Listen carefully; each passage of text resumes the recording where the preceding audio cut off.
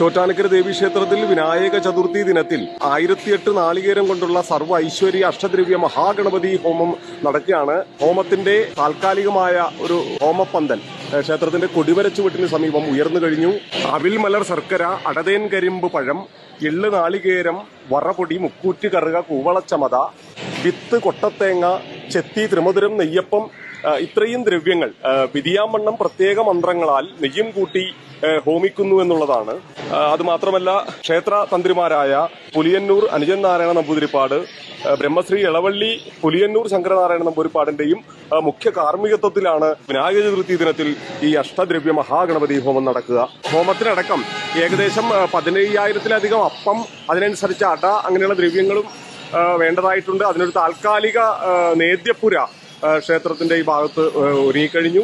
Arya catering സുബ്ബരാമന്റെ സ്വാമിയുടെ നേതൃത്വത്തിലാണ് ഇതിനുള്ള ഒരുക്കങ്ങൾ തകൃതിയായി നടക്കുന്നത്. സർവ്വ വിഘ്നങ്ങളും അകറ്റുവാൻ ശ്രീ മഹാഗണപതിയെ സ്മരിച്ചുകൊണ്ട് വിനായക ചതുർത്ഥി ദിനത്തിൽ 1008 നാളികേരം കൊണ്ടുള്ള സർവൈശ്വര്യ അഷ്ടദ്രവ്യ മഹാഗണപതി ഹോമം നടക്കുകയാണ്. എല്ലാ ഭക്തരെയും ചോറ്റാനിക്കര ദേവീക്ഷേത്രത്തിലേക്ക് സഹർഷം സ്വാഗതം ചെയ്യുകയാണ്. നമ്മുടെ പേരും നാളും നൽകി ഈ ഹോമത്തിൽ പങ്കെടുക്കുന്നത് ഏറെ ശ്രേഷ്ഠമാണ്, ഏറെ വിശേഷമാണ്. എല്ലാവർക്കും ചോറ്റാനിക്കര ഭഗവതിയുടെയും ശ്രീ മഹാഗണപതിയുടെ അനുഗ്രഹവും എപ്പോഴും ഉണ്ടാവട്ടെ എന്ന് പ്രാർത്ഥിക്കുന്നു. ചോറ്റാനിക്കരയിൽ നിന്നും തത്സമയം അമ്മേ നാരായണ.